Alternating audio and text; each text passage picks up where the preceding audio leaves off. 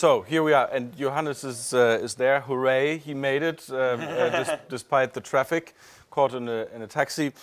So I was about to say I would like to welcome you to a new lecture series, but that's not the right way to put it, because it's Johannes and me who are welcoming you to this new lecture series, because it wouldn't be if it weren't for him. I will explain later. First of all, welcome you all. We have a new format at the HPI, and you saw it. We call it the Startup Talks, the 101 of founding a startup. And it's special. It's not special because it's new. It's special because it's we are giving it a format where we don't only have talks from the front, but you will have talks, but you will also get the possibility to discuss with our guests. And that is worth so much, we believe. And you are open to ask your questions, and everyone will have a different approach. But in the end, you will be able to have all your questions answered, and you will have the people standing here, and you can address them with all your questions. You can seek their help later on and their advice, perhaps. But that's fantastic, and that's why we wanted to have it a little less formal than in a normal lecture series. So this is the new format, and the opener today is Johannes Reck. I've already sort of introduced him. I will not do the big introduction and here telling you he's here because he's been such a super student or such a super founder. That also would not be true. But you've read his short CV, and you can approach him with your questions in respect to his CV. But he's here, and we're opening this together because despite of his overflowing calendar, it was Johannes who approached us saying, you know, with my business, with my everyday work, I get to know so many people, so many founders, so many startuppers, so many people around these people, and I have so many contacts. Can't we make something out of that? Can we build something useful for HPI students? And this is what we did, and this is what we've came up with, and this is why we're here now.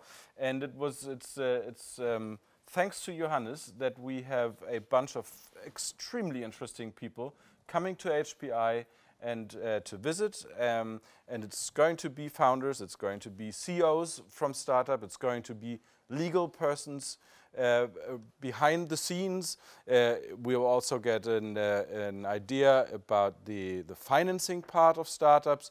So every little bit of the success of starting up an enterprise will be a topic of our lecture series here, of our Startup Talks. Lecture series is not such a good word. And we have 4 different guests coming up, 5 actually different guests who we have already invited and who we are very proud that will be here. But that will continue as time flows. So I think, Johannes, I'm just going to hand over to you.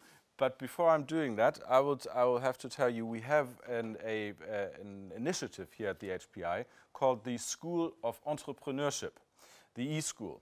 And Katja is sitting over there, and she heads the e-school, one could say. And so if any of you become extra excited about founding a startup, there is help within HPI. Here's what happens in the mind. Here's the support that comes from HPI, and it's strong support. There are a lot of activities. There's even money that is available here from HPI. So please feel free to approach Katja. And now it's all your stage, Johannes. And thank you again for coming, and thank you again for initiating this, and thank you for your commitment. Thank you very much. I'm super excited. Thank you, Tim. So I'm super excited about this lecture series. As Tim said, we initiated originally because I'm a big believer that entrepreneurship happens at the most creative and innovative places. And after I've had a bit of interaction with the Hasso-Plattner-Institut here, I've become a very, very big fan, both of the institution as well as of the people. I think all of you guys that I've met so far have been world-class in terms of engineering skills, but also in terms of innovative thinking and in terms of entrepreneurial drive. What I still remember, I graduated now 11 years ago, or 10 years ago from ETH Zurich, a school in Switzerland. What I still remember is that for me, it was a huge help to actually found and fund the startup. That ETH at the time actually offered entrepreneurial courses where people like myself 10 years ago, people who had founded businesses, who had been successful with it, were giving their story, sharing their story, and sharing some of the advice of what it takes to be successful. And that's basically the idea why Tim and I started to initiate this lecture series. I also still remember that, back then, so this is 2007, 2008, it was very, very hard to actually meet people who were successful digital entrepreneurs in Europe because there were very few at the time. And so for us actually to get to their knowledge, was very difficult because these people typically wouldn't share, wouldn't do much with universities. And still, the few times when actually people came to speak, it was super, super valuable. Hence, I'm super excited that I can share some of my knowledge with you. This is, by the way, one of the creative work at play. This is one of the first times I actually speak about the story of GetYourGuide in such a special way, so in such a pragmatic, hands-on entrepreneurial way. So also, please forgive that my slides are, therefore, because I really made them myself, are not sort of like the glossiest PowerPoint you've ever seen, and has not been styled by our design team. And I also will try to refrain from just giving you the pitch, like the PR type of pitch that I typically give when you Google me on the web. But instead, I really go into the detail of what I believe are the critical things that startups need to do in order to grow from university into a large-scale digital company. And second, also what our personal experience was. I don't want to have this to be a very long, just direct, one-way conversation because that's super boring. But instead, I would really love you to ask me a lot of questions throughout the entire lecture here. We have roughly 90 minutes. I'll do a little 5-minute split in between. But I'd love to have this to be as interactive as possible. Okay? Good. So to start with, how many of you actually have already founded a startup or are in the process of doing so or think about it? Okay, so we have 3 people.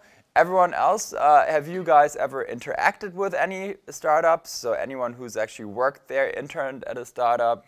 Okay, that's already a lot more. So we can see the ecosystem here is healthy. Just rough splits in terms of professions. How many of you guys are engineers? Okay, that's the vast majority. Design, UX. Okay, engineers. So you guys are. And that's maybe the first thing that I can tell you, something that I didn't believe when 10 years ago someone came into ETH Zurich and told us it's the same quote, but today I totally realize it. You guys actually already own or possess the most important raw material of what it takes to be a successful founder, and that is being in a network of highly skilled and capable people. So. The most important ingredient to success is actually sitting right next to you today in the lecture series. I can tell you at GetYourGuide on average, we spend roughly 10 to 20,000 euros for every single new engineer that we onboard into the company. So that gives you an idea of how much it costs actually to get talented people into an organization, into an initiative. And you actually have that, for free, actually, right here. You can bond, you can discuss your ideas. You can start something off without, paying these crazy amounts of money. So that's actually the most important part to find and have great people join your idea or join your initiative is hugely, hugely difficult these days. And you guys are in a very, very privileged situation. So that's why I would strongly push for make sure that you leverage that. Make sure that you talk to each other about your ideas. Let's get to the to the split of what we'll do today. So the first part will be what I see as the elementary things of founding a startup and growing a startup, and the second part will be an interactive session. So you will have to pitch ideas later on. Please prepare. So you can already, while we're speaking, you can already think about your ideas. Even those guys who don't have startups yet will have to come and pitch. So beware. Any questions up front before I get started on the first part of the basics of founding a startup? Just in general, are you only talking about tech startups, or? I try to keep it as general as possible, but my experience obviously is heavily biased towards tech startups. So I would not say that, so I'm originally a biochemist. I would not say that my experience and what I'm telling here today is 100% as applicable in like a biotech startup, for instance. But I would say the basics here are so general that they are more or less applicable across the board. But definitely, tainted by my experience of building a technology company, consumer-facing internet company. Any other questions? Cool. Then let's start with myself. So Tim already gave a quick introduction. I'm 32 years old. I started my company when I was 24. Who knows GetYourGuide? Has heard of it? Okay, cool.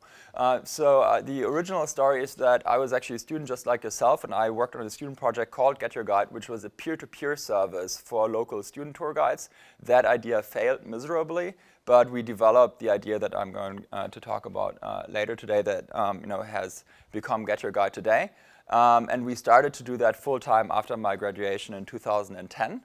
I originally bootstrapped the company for more than 3 years because there was no funding available and I didn't have valuable advisors around me. So I basically lived on loans and credit and my parents' money for 2-3 years alongside with a couple of very dedicated co-founders. And then the company really started to take off in 2012, 2013. We've now raised in excess of $170 million. Just announced a larger financing round last week, and are worldwide the leader in destination travel activities, which is a larger market within the travel space. I'm also personally invested by now. I'm a very happy personal investor in roughly a dozen startups, some of which have also had very considerable success, like TravelPerk, which is a leading B2B travel solution, or CareShip, which is the leading marketplace for elderly people in Germany. Plantix is an artificial intelligence for recognizing plant diseases, and many other companies. So I've had a very good experience in building my own company, but I've also had a deeper look already in a lot of entrepreneurial projects, particularly here across Berlin. Let me start with the first and probably the most important thing when it comes to founding a startup. And by the way, this framework that I give to you is also relevant if you decide to join a startup, which might also be the case. So I recognize that not everyone has the idea or maybe also the opportunity to be a founder, him or herself. But a lot of this stuff is also what I would actually ask the founder if you decide to join an earlier stage company, because it will tell you how well the people who founded the company actually have thought about their business and how well they are prepared and equipped. The most important part that I see is the market. So there's a good saying that goes that great teams actually fail in bad markets, and not so great teams actually succeed in good markets, and great teams in great markets are something. So like those are the teams that create something truly special and something that can disrupt society in a greater way. And I can tell you, I've had the pleasure now through my entrepreneurial life to meet many of the great founders that you might have read about or seen in movies, like Mark Zuckerberg or Peter Thiel and many others. And I can tell you that all of these people are incredibly smart and have have had and so like it's obviously intuitive, but they've also had the foresight, and that's really what makes the difference, and also a little bit of the mission of why I'm here tonight. They've had the foresight to assemble a set of amazing people around them.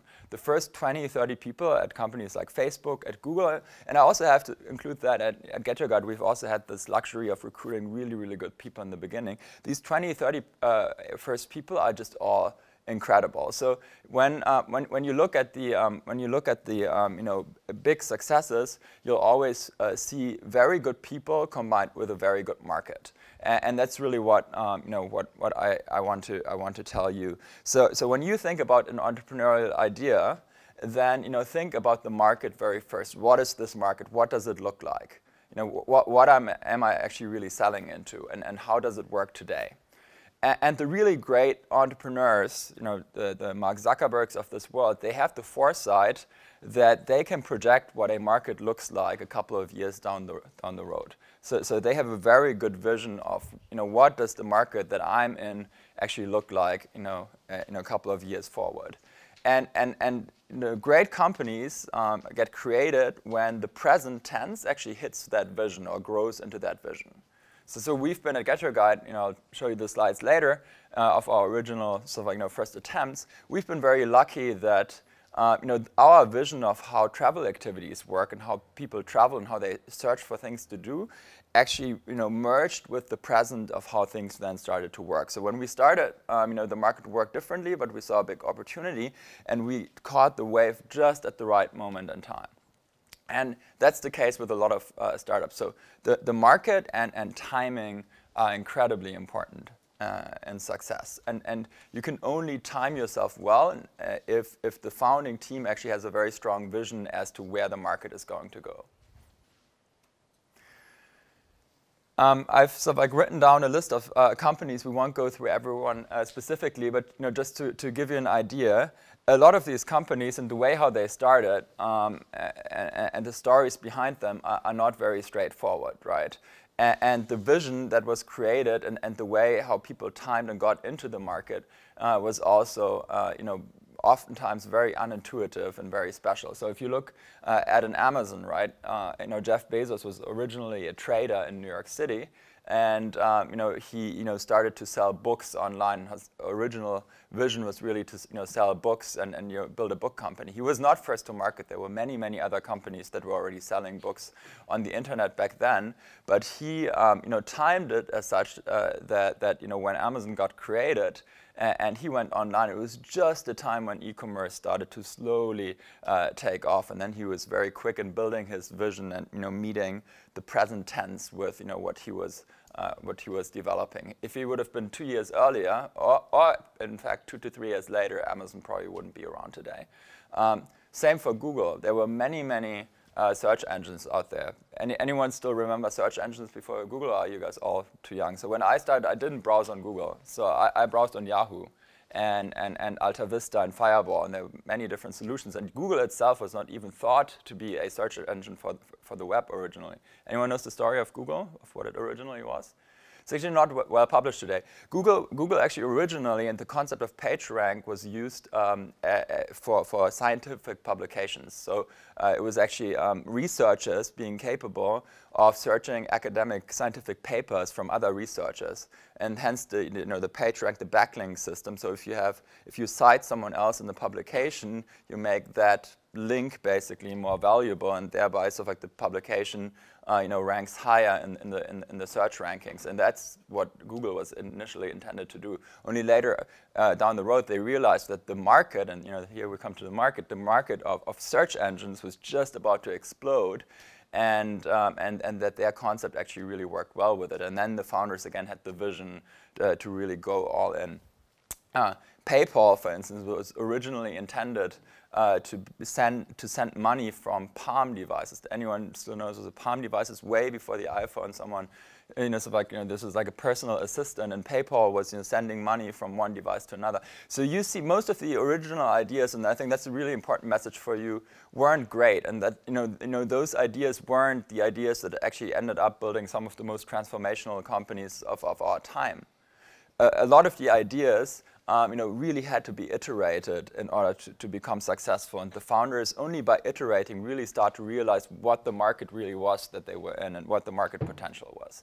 Same for GetYourGuide. Our story was that we had this peer-to-peer business. So we wanted students to sign up as tour guides.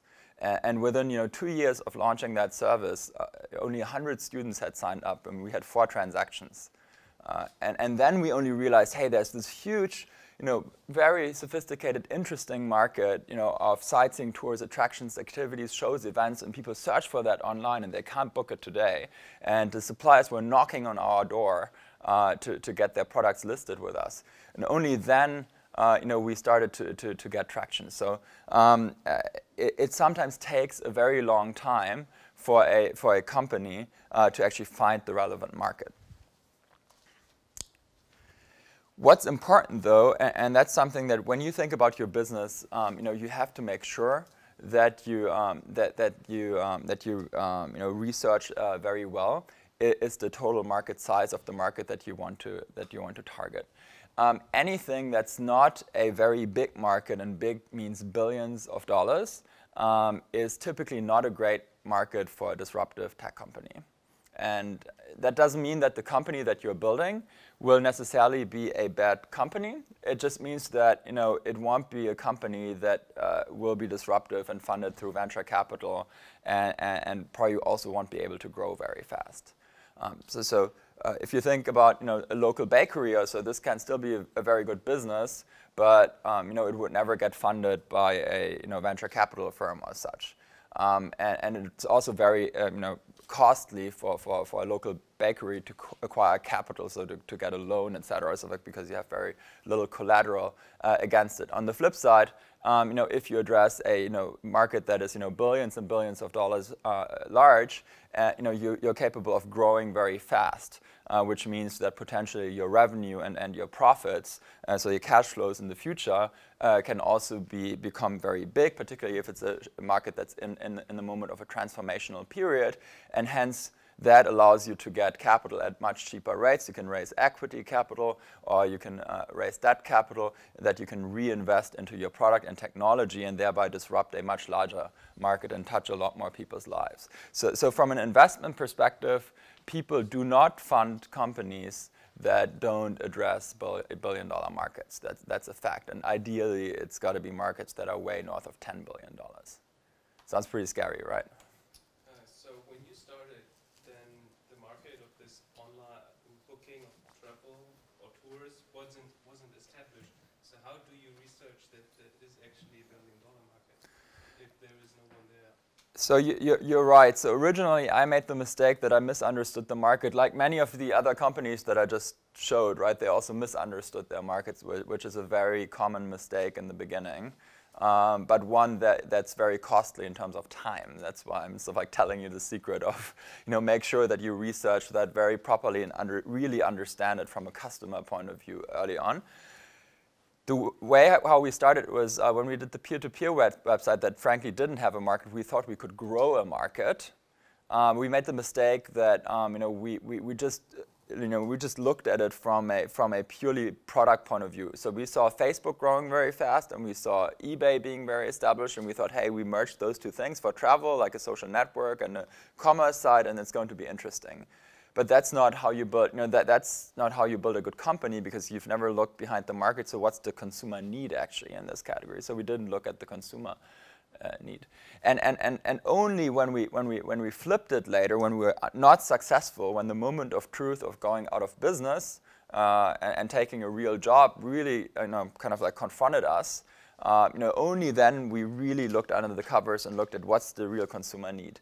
And because a lot of suppliers of museums or bus tours or walking tours were actually calling us and wanted to be on the platform, we actually started to research what the revenues were that those suppliers were actually generating. So we called them up and asked them, hey, so what's your revenue? How much do you do?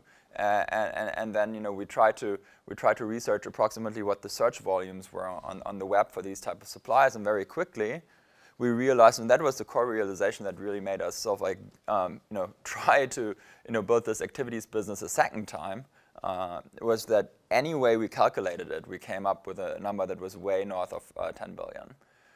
And that's when it clicked and we said, wow, okay, that's a huge opportunity. There's clearly demand for it. We also realized the iPhone was coming, meaning that mobile searches would only go up for travel activities. And that's when we pivoted into what GetYourGuide is today. So we did do actually pretty extensive market research over time, but not in the beginning. So that's why we failed the first time around, and I think that's also why we were successful the second time around. You had a question? Yeah, I have a question about how do we find out what the customer really needs. So if we just go out and talk with the customer, maybe we have only few of the real opinions and we don't really see the whole picture. That's a super good question. Can I come to that? That's, I guess, one of the next slides here, but it's a very good question. Yeah, but anyway, so just to bring the point home of why you have to focus on a very large market and why you should not focus on smaller markets is if you look at all of the big companies that have generated outstanding returns for investors over the last 10 years, they've all been in markets that are essentially hundreds of billions of dollars large. And these markets, it sounds like those are very crazy numbers, but the beautiful thing is there are actually many markets that are of that size. The message is more that your product has to be so universal and has to be scalable from a technology point of view so that you can serve many customers around the world. Any type of local product, so whenever product either that's too local or that's too fragmented into a category, is typically a bad product. So when I hear we're doing Airbnb for pets or something, then typically I'm already totally turned off because that means you're only addressing a very, very small category, within a larger market. Go ahead. But it depends on the amount that you're able to capture, right? You won't capture $150 billion, right? That will not be the size of your business, that's the size of the market. That's absolutely correct. I would say some companies, so Google and Facebook, for instance, actually split, I think, 80% of the online advertisement market. So sometimes companies are actually capable of capturing a large fraction of that. And what we've seen in technology businesses is that over time, actually, there are category winners in every market, one or two companies that are category winners that actually capture a large part of the market cap in these markets. That said, though, you're right. Typically, in traditional businesses that are not highly disruptive like Amazon or Google or Facebook, companies, champions typically capture between 5 to 10% of the global market. But if you have a $100 billion market, then capturing let's say $10 billion in sales or so with an EBIT profile of roughly 10 to 20% gives you roughly 1 to 2 billion in EBIT. Speaking very, very top, from a high level down, which in turn at current multiples, also very broadly, will give you somewhere between a valuation between 10 to 20 billion US dollars. So this is how you can build a company that potentially just on a white paper that has a very outstanding return. If your market is 100 million big, which is still a large number in terms of overall market size, you can, even if you get to 30, 40, 50% market share, you can never create an EBIT profile that's really interesting in terms of building a company that is that will be an outstanding return for an investor, and hence you can never leverage the capital that you need to really grow. What I don't quite get is, for example, online advertisement wasn't that big when Google started. Actually, they only years later started going into advertisement and slowly growing this. So when they were looking for a market, there was no way to actually find the online advertisement market, and it wouldn't have been a 230 billion business. So I don't quite get that. What do you mean to look for that market if you're basically trying to create it in that sense? It's a very good point. So I was actually thinking about that when I wrote this down about this question. So the overall advertisement market is roughly 3x that size. So I think the market that they looked at back then, when they defined their business model, also be mindful that Google and Facebook didn't know what their business model was when they started. Only then they researched that market and then really went into it. I think after they saw that there's a very, very big hundreds of billions of dollar market opportunity. Plus, there was a clear shift towards digital in these markets. So that those markets, all of these markets were also at the point in time when the companies came in, were also being disrupted, right? Even if you think about SAP, right? People did actually accounting and payroll before SAP developed its first solution. But SAP realized that there was a shift in the market and the consumer need was changing. Isn't that point missing, that you look for a big market and at the same time look where can I still disrupt it in that sense? Absolutely. This is you couldn't have rephrased my earlier slide better, where I said you need to have a vision into where this market is going, and then that vision actually needs to hit the present tense. That's exactly what I meant with you need to find the moment of transformation in a market when a market is really ripe for disruption. So if now somebody comes up to you and says oh, the social networking market has a size of 230 billion, you would say to him, yeah, but you have missed the moment where it's transferring into it. So actually, it's already ended, and you have to look out for something where you see movement or potential. Yeah, absolutely. That's a really, really good example. In fact, so I grew up at school, when Facebook. So I was half through university when Facebook was really coming up, or a third through university or so when Facebook was really coming up. And there were at the time many social networks before. Actually, it was a very fragmented market, and then Facebook hit, the product market fit that you asked about and that I'll get to in a moment. The market really started to come out. It was clear that this was happening, and then within a year from then, it was also clear that there was no way Facebook was going to get beat afterwards. So they really timed it very well. If Facebook would have been 3 years later or 3 years earlier, they wouldn't have been successful for sure. There's a very short window of time for markets to really transform. And then it takes the right vision and the right people to do it. So yeah. You say they timed it very well. Is it not more like they just got lucky and that's what happened? Yes, no, it's a very good point. So if you'd ask any entrepreneur, they definitely would say that they got lucky, including me. I got lucky in terms of the timing of the market. And very often, the scientific rationale that I try to explain cannot be fully cannot be fully used. That said, there's a good saying that I think also needs to be said to that, is that only those that work actually really hard actually get lucky, right? So I think you can be unlucky in your timing.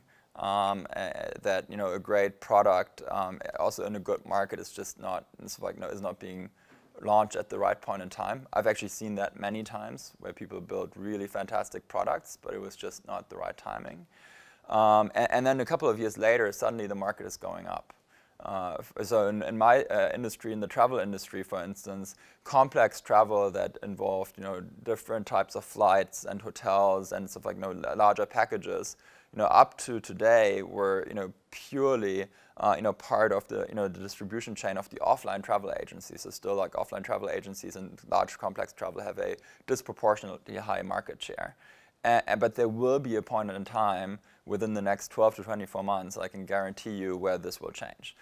Because I'm currently seeing the level of ideas and innovations, and where people really think about how can we leverage technology to make this type of shopping easier. And often it's also driven by larger platform changes as a whole. So one thing that, for instance, currently changes the dynamics in the traditional travel retail market, with complex travel packages, is the emergence of virtual assistants like Amazon Alexa or Google Assistant, right? Where suddenly you have people start to build AIs that kind of mimic what the original market of the travel agent looked like, and at the same time there are major changes in the back end of how these travel products are being served online that allow that inventory to actually migrate online. So long story short, I think there are always very clear signs when these type of things are happening and when the right period is.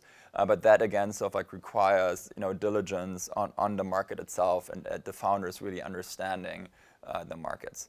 The worst thing that you can do as a founder is to launch a product into a market where you already have strongly growing incumbents. So there were at least 30 people who launched GetYourGuide lookalikes over the last couple of years, and they were all not successful. because once a product has really found product market fit, and there's a good team behind and there's capital behind, it's very hard to stop it. How do you think about design thinking and the user focus? Because maybe isn't it like the magic I got lucky thing, like the user focus? Like if you really find this gap when somebody needs something and you have it, isn't it the right timing then if you find out the need? Yeah, absolutely. That's so that comes together with the question that was just asked here. So yeah, let me get back to that in a minute. It's definitely what I would recommend founders to do these days. So if I would go and start all over again, I think the user experience and the customer research would be the first thing that I'd do alongside with the market research. So the other thing that I think is important to say is that whatever product you launch really has to be significantly better than what's already there. So if you don't innovate beyond the point of what you already have, or if you don't solve a significant customer need, then ultimately it's very hard to be successful. And very often, and we discussed this, very often the companies that got successful in the end were not the first ones actually to market. So Google, Amazon wasn't the first one in the book market. Google wasn't the first one. Booking.com, the largest travel company in the world now, was 6 years after Expedia, and Expedia was 1,000 times the size when they started, and now Booking.com is significantly larger. So it's not only about being the first to market, but it is sort of like again, the right timing, the right people, and the right innovation that really is 10 times better than what you currently have on the market. So to your question, so what you really have to be asking when you launch a product is, who are my customers first and foremost, and what specific problem am I solving for them? And that you should absolutely do with user research sessions. You should try to build easy prototypes as early as possible. And that's, by the way, not only true for consumer-facing startups, but also for B2B startups. So if I was, for instance, the SAP of today, I'd definitely go to sort of like a company to showcase my product, even when it's not fully ready, just to sort of like see how they interact with it and whether it really solves their pain and is something that could potentially really be 10 times better. Also really important is to understand and think through who your competition is. A lot of startups, founders come to me and say, hey, it's like we have such an innovative idea, we don't have any competition because we're creating a completely new market. And that's always wrong. So every product has competition. And you have to define competition in a very broad sense. And competition is something good. So if you don't have competition, it's very unlikely that you have a good product. So really think about competition in the broadest possible sense. So at GetYourGuide, the way how we think about competition is, we look at anything travelers can do in destination. So competition for us is people staying in their hotel rooms, right? People not doing something. That's our biggest competition. So we need to inspire them, and that's very often how we test our product and product innovations is, what are things that would motivate people to actually book something. So our competition is not only Expedia or Booking.com's attractions businesses. That's like one competition, but much more important is what are the other things that a customer is doing if he's not purchasing our product, and that's really what you need to understand. And why should they buy with you? Why should a customer buy with GetYourGuide or not? So like for instance, book with the local hotel concierge or just walk up to an attraction, right? So what's the substitute of the product? It's something that you should really think through and define. And then what we just already discussed, is something really important to understand. What's the underlying market dynamic? So where's the market shifting? Where is it going? I gave the example of complex travel, right? It's very clear that this market is moving online and more into a conversational interface. So you really need to understand, so like what's the movement of my market and how do I actually fit into that? The next part is, if you start to understand your market and your product a little bit better, great businesses can rarely ever be built by just one person. And certainly over time, you'll need to look for other people. And I strongly recommend founding teams Typically, a good size is somewhere between 2 to 4 people maximum. More than that gets very complicated from a shareholder structure, and also typically results in too much discussion early on and too much friction. But if you're all by yourself, that happens. So for instance, Naren, one of the people who will come in and speak in one of the future lecture series, actually was a founder all by himself. But as he will report to you, that's really hard. Being a single founder is something really difficult. It's not often successful, and psychologically, I can tell you, it's probably hell. So for me, I originally had 4 other co-founders, which I have to say, looking back, was crazy. But in many ways, so the positive of it was that we always were several brains thinking about the topic, and several brains thinking in very different directions. And also psychologically, it was really, really important, because everyone goes through very tough times in the beginning, that there were other people who were along on the right who were sharing the pain, and with whom you can have a beer or like coffee at some point and just chat about something else. So I think having strong founding teams is really important. If you look at what the founding teams of some of the good companies that I showed you are, in the slide deck, you'll find that all of these founders typically are also really complementary and important for painting the vision of the early product. At Google, you had 2 very, very strong engineers working on a very technical problem. At PayPal, you had 2 extremely eccentric people who are also very smart, but who are willing, in the worst of all possible times, in the middle of the dot-com crisis when cash was running short, to go against the American banking industry, right? This is something where, I would say, for instance, the Google founders could have never founded PayPal, and probably also not the other way around. So, you need to have very special characters that are needed to push for that disruption in the market at the right point in time. One team that I've worked with very closely while building GetYourGuide, because they were my investors, and that I have a lot of respect for, is the founding team from Booking.com. Booking.com, many people don't know, is the largest European internet company. They have a market cap of roughly $90 billion US, turn over 10 billion in sales and 4 billion in profits every year. It's a hotel reservations company that was founded in 2003 out of Amsterdam. And those guys were also super special and very complementary in what they did. One case has a very strong operations focus, which was needed to get all of the hotel inventory online, and also to cut the deals with the hotels in the early days, which is very difficult because no one knew that small Dutch company.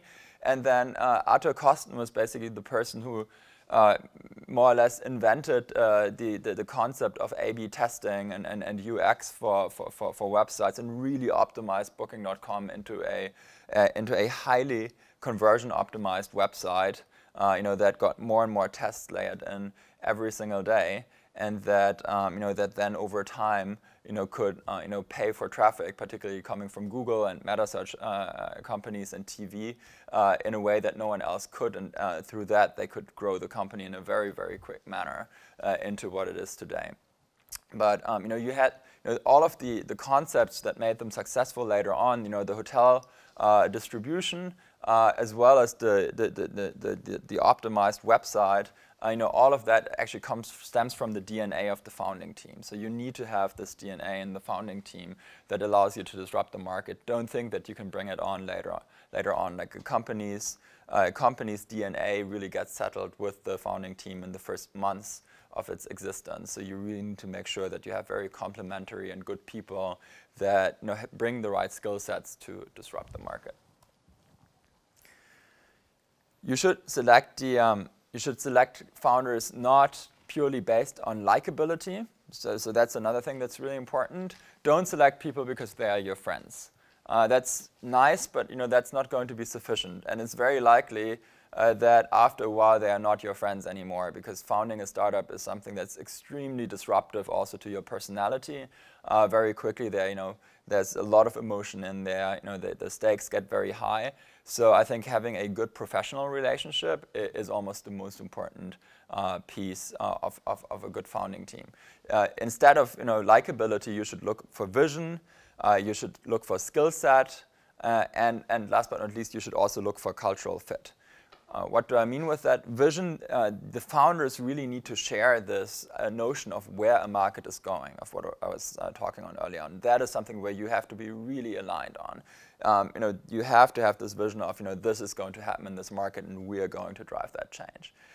Skill sets, for instance, in a consumer internet company, you definitely want to have founders that have some sort of computer science or product background. I've personally never invested in any startups where you don't have the technical DNA in the founders to bring the product to market. So that's also why I give this lecture here, and for instance not at a business school, because I see many sort of like business founders come up with like a fancy PowerPoint and say, hey, like we're disrupting this market, and typically they did very extensive research and stuff, but then there's no one there to actually do it.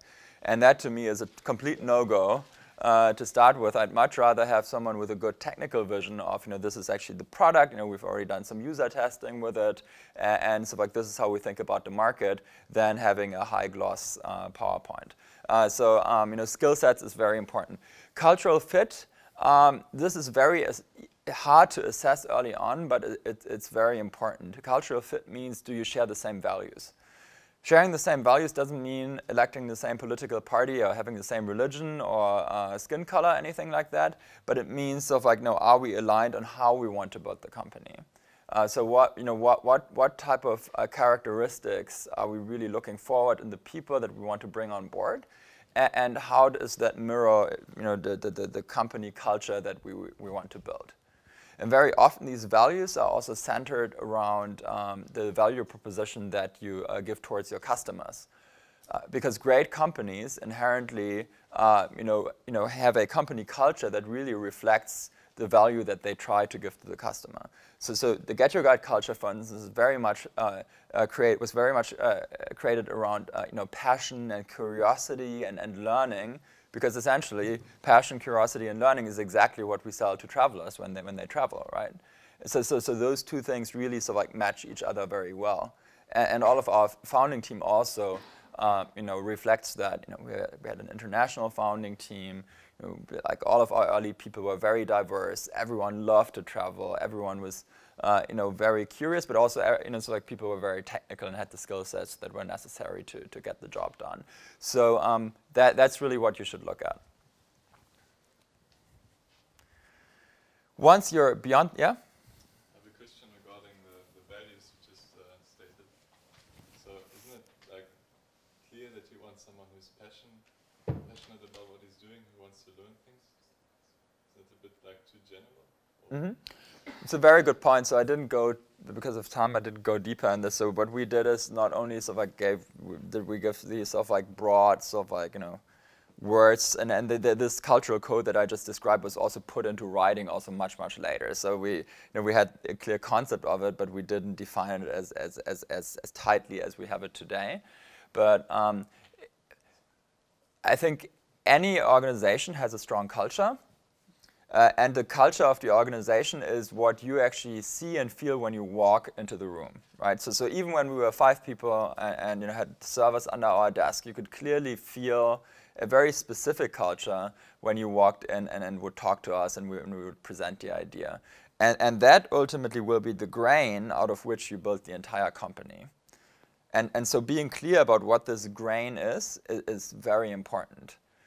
And most organizations have cultures that everyone agrees. So it's like the words of, like, as you said, is something that everyone agrees with, right? So like, most people have something like commitment and positivity and it's like, so. But it's not about that. It's about the prioritization and the weighting of these things. Go ahead.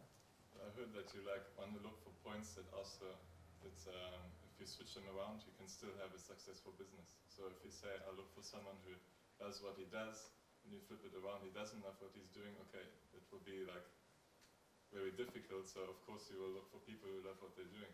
But if you say like, our value is that the customer is always right, if you flip that around, many companies work like Apple, they don't think the customer is always right, and they're still major successful.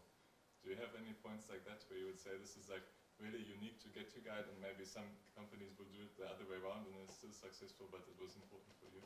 Absolutely. Yeah, so this is again what I mean with prioritization. And so the values also are not necessarily what you find on the company's website. So I was very briefly, before, in the interim period between university and GetYourGuide, I cross-financed the venture in the early days because we didn't have any money with a job that I had at a consulting company. It was called the Boston Consulting Group. It's a very big American firm, and they also had a set of values. They gave that to me on the first day of orientation, and those values were also diversity and blah, blah, blah. The reality was it was all men, so like all white, so like all young, and so like, you know, the culture was pure performance. So their values would have been, you know, their real values would have been performance oriented, and it's like highly competitive, like, you know, cherish competition, etc. So I believe, so like what I'm talking about when I say so like no founding teams and founders is sort of like these honest values, right? So like no, what do we really sort of like care about? And there are companies where and you can be successful with you know, completely different approaches. So there's not just one approach to be successful. But I think you cannot be successful with an approach that ultimately doesn't mirror the expectation of your customer base. So to be more precise, so if I look at Tesla, right, you know, their value, for instance, you know, would definitely be like one of the, you know, core things that they would agree on is like speed to market, right? So like being extremely fast, you know, ferocious sort of like, you know, work ethic, right? That's sort of like, you know, what this company lives and breeds is sort of like, you know, being extremely sort of like fast and iterating, you know, a very complex product like automobiles, and sort of like, you know, putting incredible amounts of work into it in order to make it happen. And that would be a very different approach. So and that approach works for Tesla. It's about $60 billion market cap company or so. It would not work for a company like GetYourGuide because travel is a much more personalized thing where you have to have a lot more customer empathy, for instance.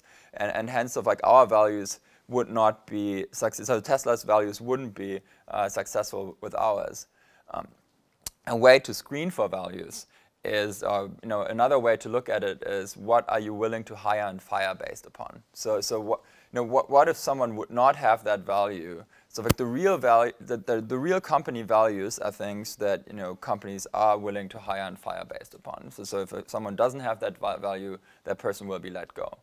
And from my consulting days, I can tell you that you know, people who weren't performance oriented in a consulting firm and weren't, you know, working very hard, they were let go.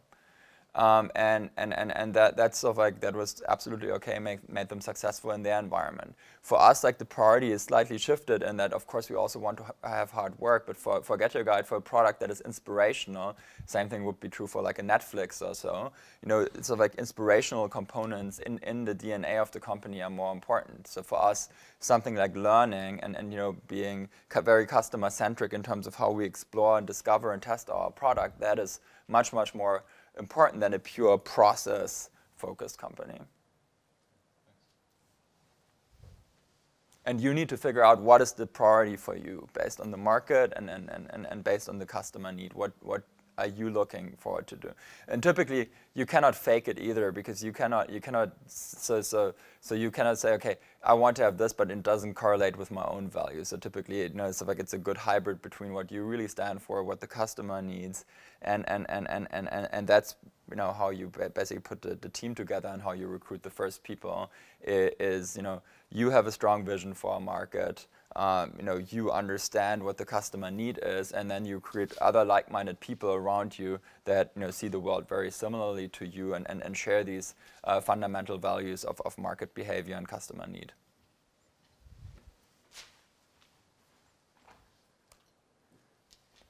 Now we get to what we just discussed, the product market fit. Product market fit defines of like, you know, the early indicators, the early telling points of when you see that, you know, your product and the market actually resonate. The vast majority of companies that don't go well are founded by people who think that they have product market fit when effectively they have not found product market fit yet. Hence, it's very important that you try to iterate on product market fit very early on.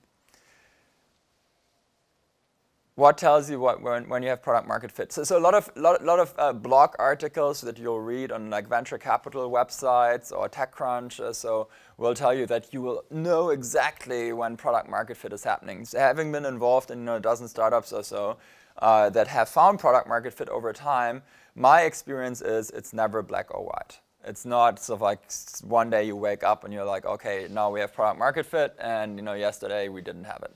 So it's always in sort of like an iteration towards success. And very, very early on, very few people find product market fit. And then only sort of like through iterations you really understand how the product really works with the customer. So what's important is to launch the first versions of your product as early as humanly possible. So in consumer-facing internet companies, for instance, I always say just get the first designs and mock-ups and the basic functionality ready, and then try to launch that with a subset of customers. Don't try to perfect your product before you've really tested it with customers and could see what the reaction is, and then define some ways of measuring the interaction with the customer, and then gradually improve your product over time. There are some businesses where that doesn't work, and that was to your question. So, like, is what you're saying broadly applicable? If I'm a biotech company, obviously I cannot. So there's no way of like having a 2-month iteration cycle, and the rules of the game they work differently. But within the framework of innovation that you have in your product and in your market, you should try to go to market as quickly as possible and to test with customers whether your product resonates. Questions? A few KPIs just for you to think about when you measure product market fit. So good way to measure it in the beginning is what's actually the organic growth rate. Are actually people recommending it, and what's sort of like the user retention or repeat cohort. So Facebook was very sort of like found product market fit extremely early. And how they could tell that this was one of the most disruptive products of our lifetime was that Facebook had more than 100% retention rate, which is so basically negative user churn, which barely ever happens. What that means is if someone signed up, not only sort of like did that person come back sort of like as a visitor, I think on average every 2 days, but also on average one person signed up more than himself, but sort of like on average also an incremental other person. So basically you had no user churn in all of the early cohorts, but it was only user gain. So it was an inherently viral product that if you had a group of people would kind of take off. And that's also how they then later on defined their go-to-market strategy, that they put that virality into a couple of schools, had a couple of ambassadors in every university that they launched into, and then the network would just within a very short period of time would spread itself. So that's an example of a product market fit that is very, very visible and that could very easily be tracked, and that was through the superior retention rate of the product. And then in social networking, this sort of like user cohort retention data is sort of like the key thing, how social networks are being measured. Snapchat also still could raise so much funding because they had, I think, 60 to 70% retention. So out of 100 users that signed up, 60 to 70 stayed on the service long term and contributed content to it. So that was how they were measured. In GetYourGuide's case, this is obviously very hard because you'd only travel every 6 to 12 months, so we couldn't take that measurement because otherwise we would have had to wait for years until we would see a significant cohort of our customers coming back. But what we actually looked at was the organic growth rate. So how many how much word of mouth did we actually generate? How many organic customers did come to the website through Google or also through through sort of like our existing customers telling about the product? Another thing that we maniacally measured to the present day is customer satisfaction. So we sort of like always ask customers on a scale of 0 to 10, how likely are you to recommend the service to your family and friends, and then we do an analysis of that later and calculate the Net Promoter Score, through which we can see whether our customer satisfaction is intact and is actually growing over time, which is also a very important indicator if you're on the right track with your product. So those are a couple of ideas on how to measure it. Last one is don't go and raise money, and that's something that wasn't in the slide deck when I looked when I went to university 10 years ago, because there was no money back then. But today times have changed. There's a lot of money. There are a lot of people who invest in startup companies, and it's very tempting, because you read about all these highly successful technology companies. It's very, very tempting to go and look for money early on. My strong experience is don't do that. So really try to be self-sufficient until you have some signals of product market fit. Otherwise, you will only come into a very negative cycle where as soon as you take money on, you have a responsibility to your shareholders and investors that have invested in you and want to see a return. And then typically a startup very quickly gets pushed down one track where you try something and then you kind of like win or fail. And that's also a great thing. That's a great catalyst when you're ready for it. But before you've found product market fit, so when you're still in the let's call it the brainstorming phase with your customers, that is a very bad thing to do, because it kind of limits and cuts off your creativity and your flexibility. So instead, what we did in the beginning, this entire project with the peer-to-peer student marketplace, what was fantastic, because we didn't have any investment in there. We were completely on our own, and we could slowly iterate our way into the product. And then later on, we could raise investment. If we would have been given money when we were doing the peer-to-peer student marketplace, which I was dreaming of at the time, we today wouldn't be around. And I'm really certain about that. How about a product idea that is really depending on a lot of financial support?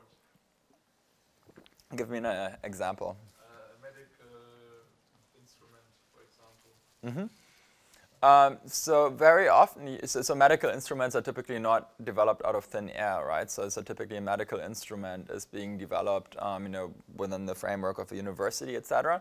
There's actually lots of support. There's lots of support now within both, medical institutes as well as universities to actually develop these tools and then test them and bring them to market before you actually have to go out and raise funding.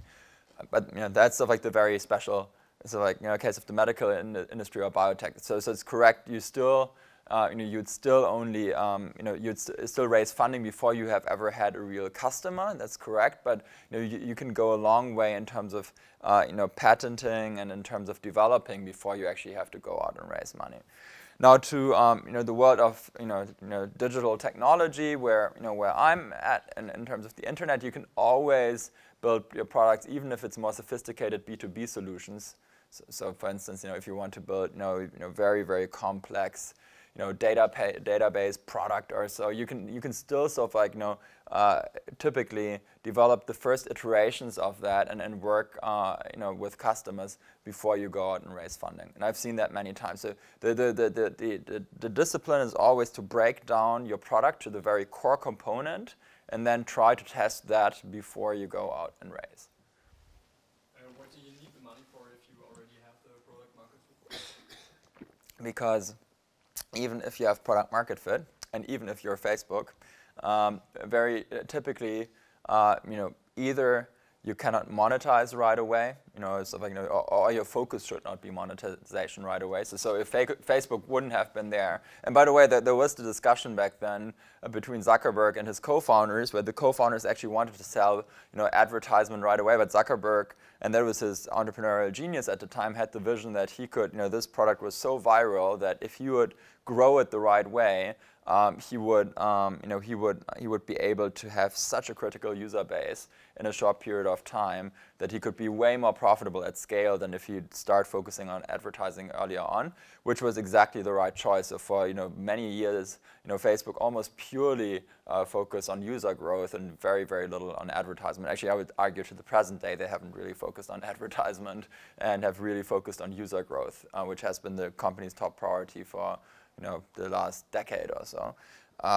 So it's very rare that when you want to build something that's disruptive, that you really monetize hardcore from day one, but instead you want to invest, you want to take money, invest it into the product and into customer acquisition in order to grow your service? It's a good question, though. Most people came up to me and asked me when GetYourGuide was created and said, this website is pretty simple, right? And like it looks more or less done now after we launched it. And why would you need additional money? Why don't you just sort of like start to sell the product? But that completely doesn't reflect the fact that you have competition, and that competition is also running really fast. So if you don't capture the market, someone else will. It doesn't reflect the fact that the moment that you have built a platform, or the moment that you have built a technical platform product, complication only starts. So all of the engineers among you know the difference between sort of like writing a piece of code and then afterwards maintaining a code base, right, and then extending the code base and having more and more people work on the code base, right. So the moment that you really start to grow, there's a lot of complexity that you need to fund, and typically it's a curve where the cost curve first ramps up, and then only slowly after that the revenue curve ramps up, and there will be a gap between the two. It doesn't mean that there aren't businesses. There are very few businesses that were very disruptive and that never touched any money. So Google itself, for instance, also raised, I think, only $10 to $15 million total, and then the business model kicked in, and they were so profitable that they never really needed much venture funding. But that's those are very rare exceptions, and particularly in very fast-moving, highly competitive markets like the tech industry today, you have no chance in growing a global service without raising venture capital.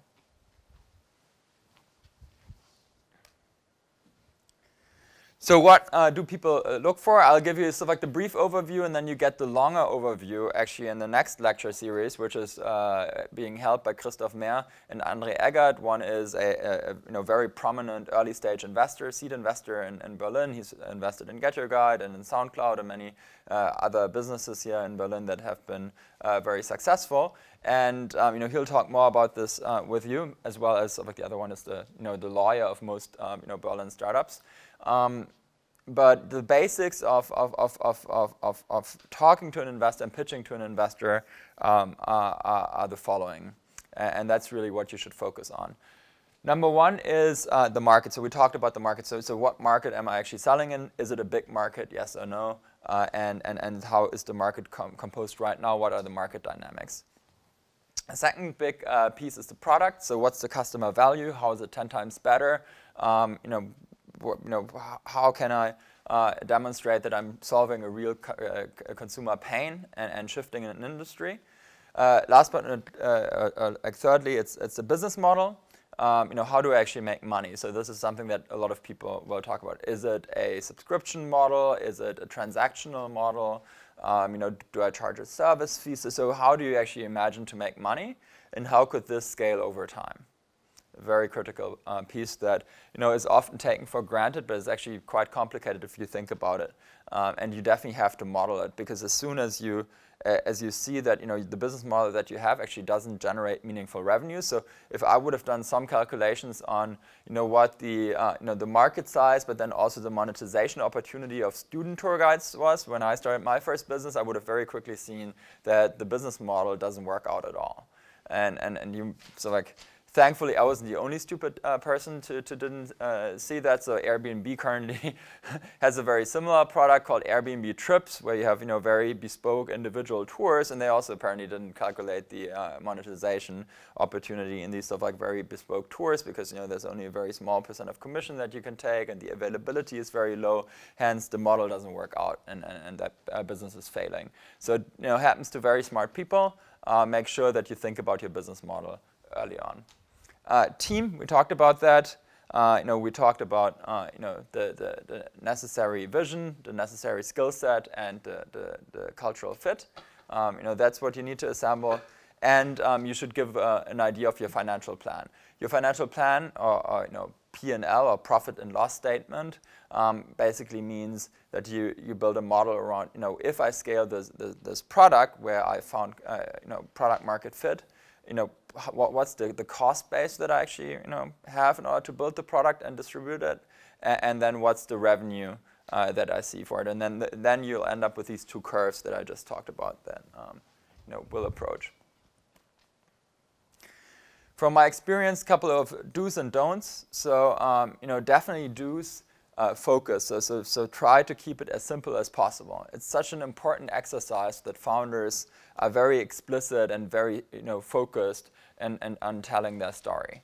The reason is any investor, so myself included, when you're in the tech space and when you're halfway successful, you get 100,000 requests every week. So like just on the way here, I can tell you, even today I got like 3 requests. Like someone is sort of like building a new company, and sort of like a friend of a friend forwards you something, and and your parents sort of like ask you to sort of like go and take a look at the neighbor's business. And I'm not kidding, that stuff happens all the time. Which I think is great, right? So I'm very much promoting that because it means people are getting more entrepreneurial and this entire stuff like thinking, which I definitely also want to promote, is taking place. But that also means that the concentration time that people have is very, very small. So unless you can really describe what you're doing succinctly within a minute, you lose people. So it has to be extremely simple and extremely short. And always keep in mind that the product that you have thought about, for weeks and weeks and sometimes months and months, so like your audience will hear for the very first time. So if you give an overload in information, you'll lose your audience immediately. So try to keep it very simple. Try to make it very visual. You'll see that we didn't succeed at that, in a minute with GetYourGuide.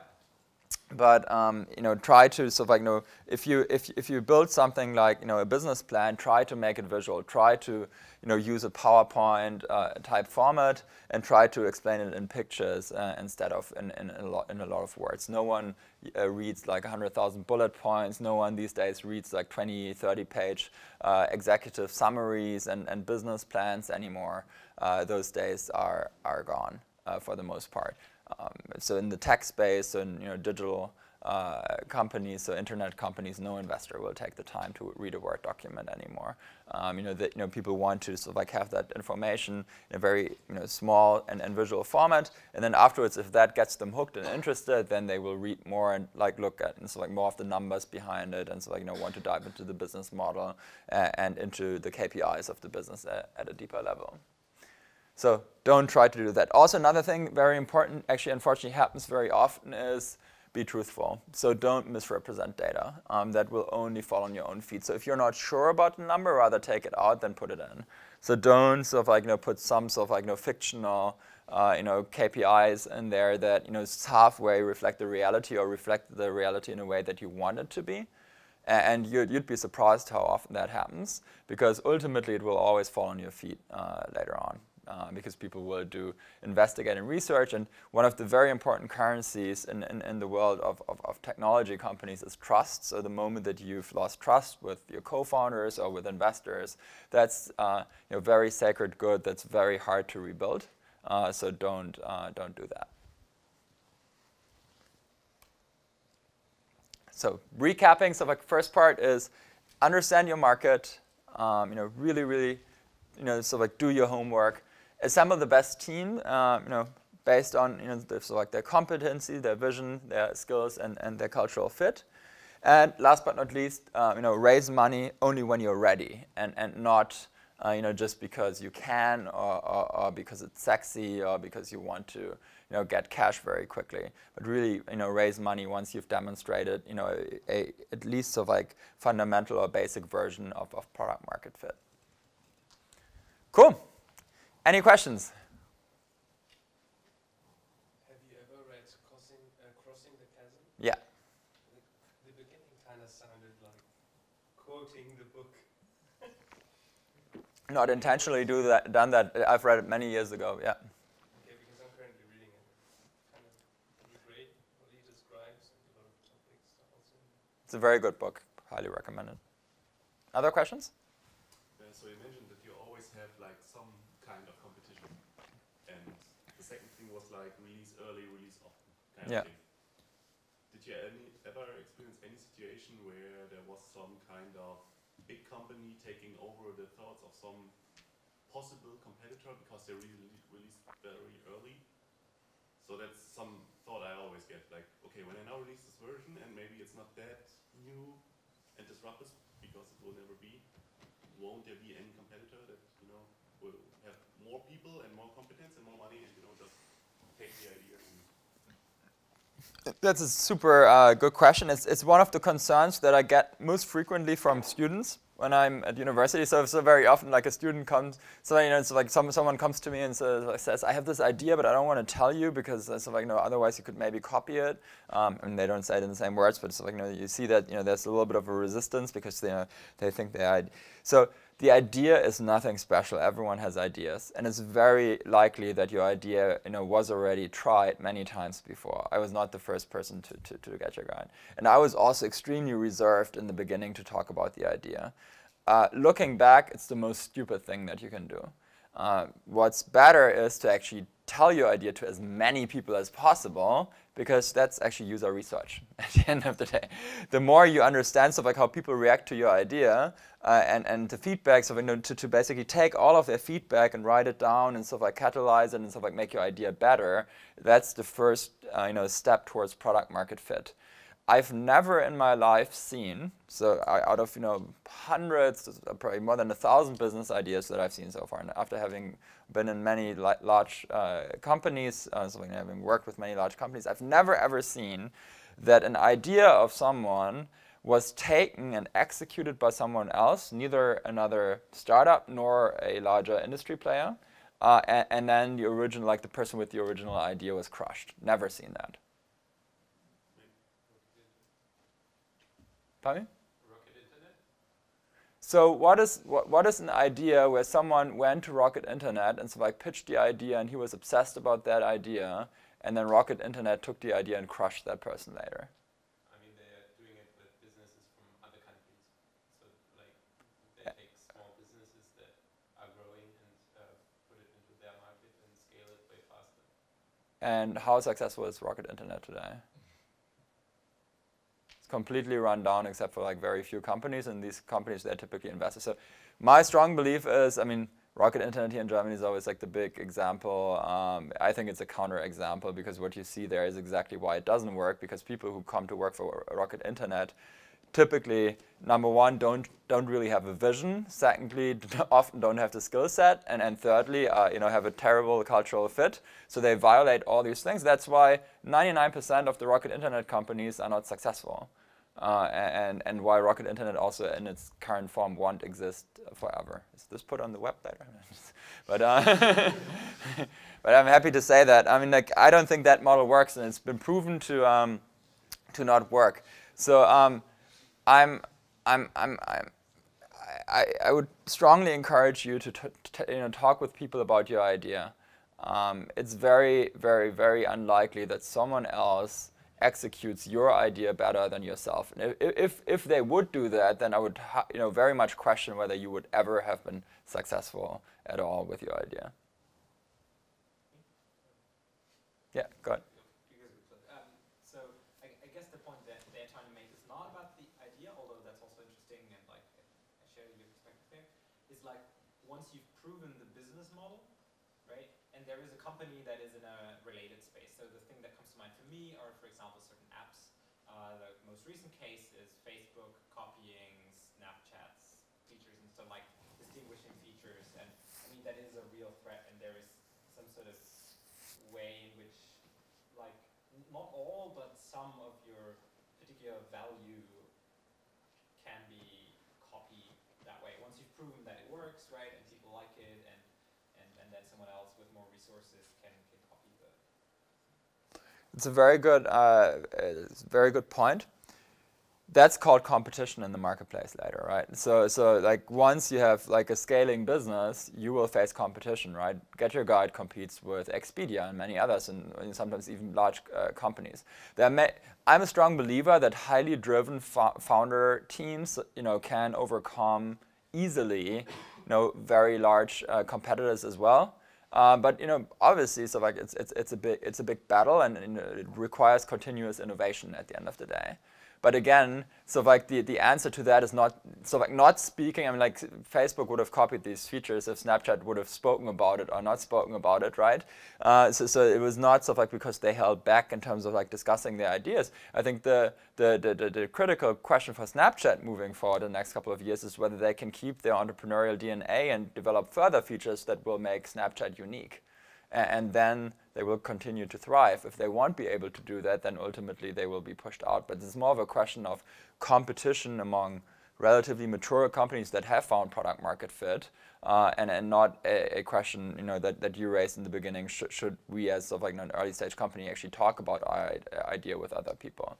For sure. Like if Evan Spiegel would have gone up to Mark Zuckerberg a couple of years earlier and just told him about the idea, then I don't think Facebook would have been faster to copy it or so.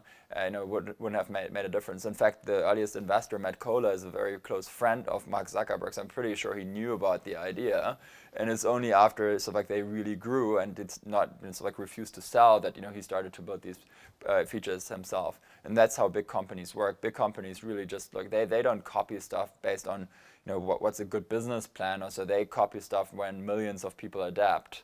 And they typically, it's the question of, you know, should I actually acquire the company or should I try to sort of like compete with that company? And that's typically done out of a reflex because they actually are afraid that they lose their own customer base to that new service. So the moment that it becomes a threat, that's when they start to react.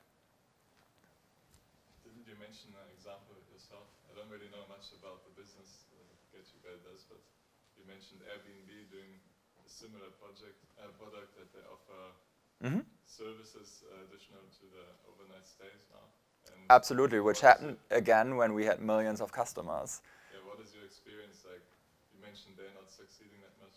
Is it like, did you wake up and have a panic attack, or no? were you like really relaxed about it? Very relaxed about it because you know, when competition is a fundamentally good thing in the market. So increased competition validates your product. And it definitely makes you also a better company, and then makes you think about how you can deliver value to customers. Of course, you know, bigger companies, you know, coming in and competing with you can also be, you know, ugly. And so, like, you know, some startups have also, you know, after they've grown, have failed competing at scale. But fundamentally, it's a very good thing that, you know, proves and validates your market, and it's not something that you should be afraid of as a founder.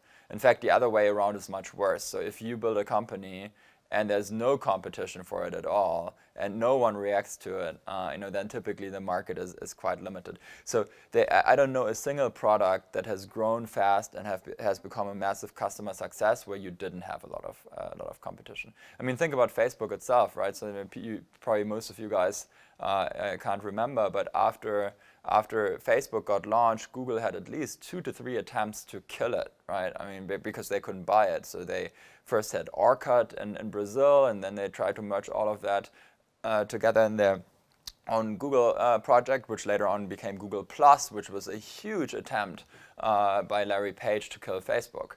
And it wasn't possible because Facebook really focused on growth and innovation towards the customer, and they came up, you know, it's like they shifted successfully towards mobile, they built Newsfeed, they built the Messenger, so they just continued to innovate. And then you're unstoppable because typically another company cannot be as successful in replicating your vision as the people who originally had the vision.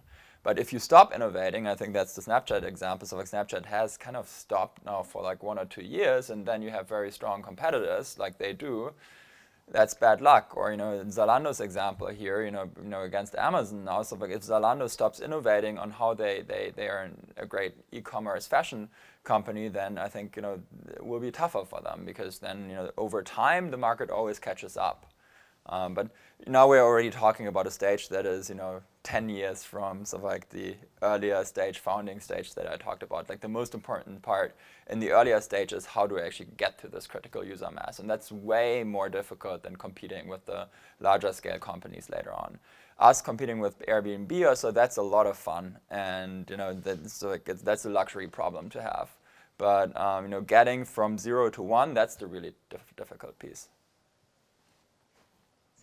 Yeah. I'm wondering, so you had professional knowledge in biochemistry, and then when and how did you make this decision to do something absolutely different?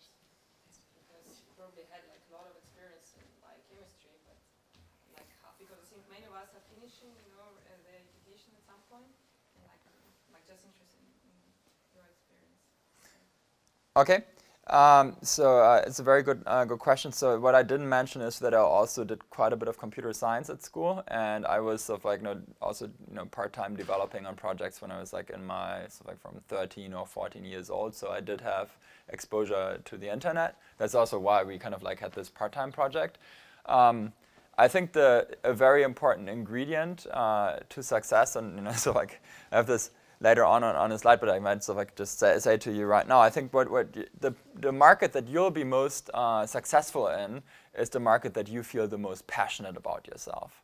So if you feel strongly passionate about a market and about a product, and for me the travel market is a market that I feel tremendously passionate about, then your chances of being successful in that market are very high, even if you don't have all of the required skills that are needed.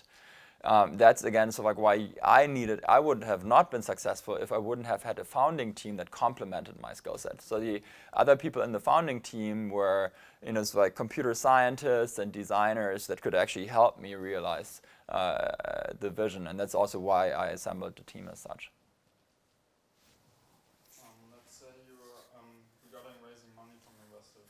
Let's say you're in a situation where two investors are interested in you, and one investor says you have creative freedom in the product, but the other investor says you have to do this and that, but he gives you way more money than the other one. Which one would you recommend for the company, or is it depending on the product? You always have to choose an investor that shares your vision, first and foremost, for the market, and that is a cultural fit with your company. So I've never taken the investors that offered the most money or the best valuations, but always those that were very aligned with what we wanted to do and with our values. What's your opinion on angel investors? Because I'm one myself, it's very positive.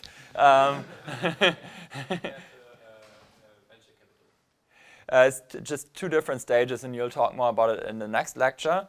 So angel investors come in when you're in the very early stages of your product and just experimenting with the first customer sets and stuff like, have very rudimentary product market fit. Venture capitalists come in when it's really just a function of scaling.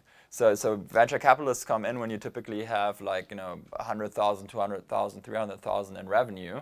And then sort of like it's about sort of like, putting a few million to work, and then sort of like, getting those couple of 100,000 in revenue to like, many millions in revenue. And so like angel investors come in when you have like, a few thousand euros in revenue, and so like you can demonstrate that people are willing to pay for the service, and so like and you have a good team, and you have a very cool market. That's when angel investors typically come in, and they help you to set up the company so that it's actually ready for being scaled. So it's basically angel investors, and then you have VCs, and then later on growth equity firms, and then pre-IPO firms, etc. But stuff like that, stuff like it's the first two stages of investing. So you focused on like building a multi-billion-dollar business, I guess. If you would go, I don't know, after like a $10 million company, which of the points would you give different weight to, or which things are less important if you don't want to scale really big? So if you don't want to scale really big, and if you don't want to build a tremendous business, then I would say then I would say disregard everything that I just said, and instead go and be employed somewhere. Because the reality is, running a business is so onerous that it's in a way that there's just, you go through so much pain. It's so hard to build, and it requires so much of your time that you need to be highly passionate about it. Can you be passionate about running a local bakery? Yes, for sure. But I'm talking to an audience here that is highly skilled, right? You've been given one of the best educations in the country. So all of you guys have had the luxury to attend one of the very best schools and to have an extraordinary skill set. So you're in the 0.01%. And so it's very hard to realize. I didn't realize that when I went to school, but it's the truth. Let's face it, that's the truth. So why would you not leverage your skill sets? Why don't you? The market is not, it's not a big market. It's not a worldwide market. You are targeting, I don't know, stamp some small niche that you're very passionate about, but it's not a multi-billion market. With your education, I would recommend you either you're targeting something that it's true. It's like how to leverage what you've been given. I think it's not to be honest. It's a responsibility. Like I've seen. Absolutely. I mean, like we've all been lucky to be born into a very rich society, and it's like have a very good intelligence that allowed us to go to very good schools and learn very good skill sets. So to me, it's a responsibility that that fortune that you've been given, you don't just waste by wasting your time on something that doesn't really move the needle, but instead you do something that's meaningful to society. And that can have many different ways. I mean, this can be for non-profit organizations. This can be for, so like for an internet company and many other ways. But if you want to be a founder, then I would say try to be the best founder that you can and go into a market that's really meaningful to customers and not into a small market. If you don't see that that's really your thing, or if you don't have sort of like that clear vision, then I would say it's much rather to go and work for a company that sells stamps, for instance, because there are also many in that market, and so like try to sort of like leverage your talent in that larger context than to do it yourself. But I would not recommend anyone to go into sort of like small market and then sort of like slowly build out like a tiny company, because the chances of failure are just the same. So chances of failure in a sort of like a market with a very big company with a very big market is the same as a company with a smaller market. And instead, failing in a smaller market is even more likely. And as a result, it becomes very likely that you won't ever be capable of building something meaningful. And that's then just a waste of time for you.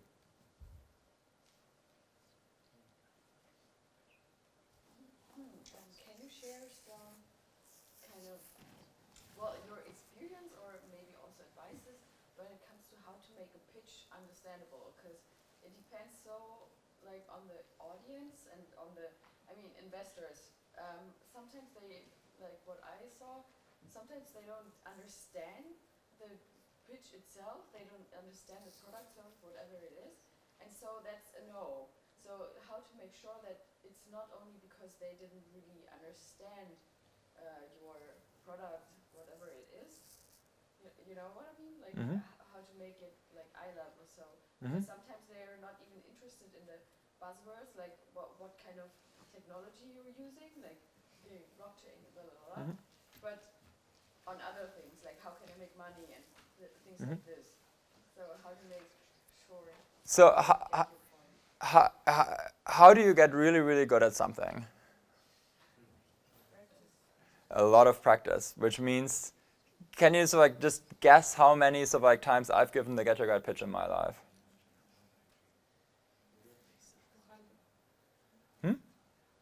200 times? I don't know the exact number. It's definitely in the thousands. So, and then so like in the early days, there wasn't a day where I wasn't giving it at least 5 to 10 times to people who wanted to work for us, to investors, to the press, and you constantly need to sort of like explain yourself in a very sort of like simple format. We'll leave it at that. So I think there are drinks out there. Just before you go, I think I'm supposed to like give you the outlook of the next session. So I think we already talked about one. So the next time you have a very successful seed and angel investor coming in and a lawyer that sort of like talks about what it takes to incorporate a startup. After that, we have 2 very successful friends of mine, the founder of Flixbus, the green buses that you see running around. He's a super good entrepreneur. Actually, who came not from a technical background, but from a pure business background. And then you have Naren Sham, who's the founder of GoEuro, which is also another highly successful company in the travel space, someone who's also raised a lot of venture capital and who's a very important anchor in the Berlin ecosystem, meaning he invests a lot, he shares a lot of his knowledge.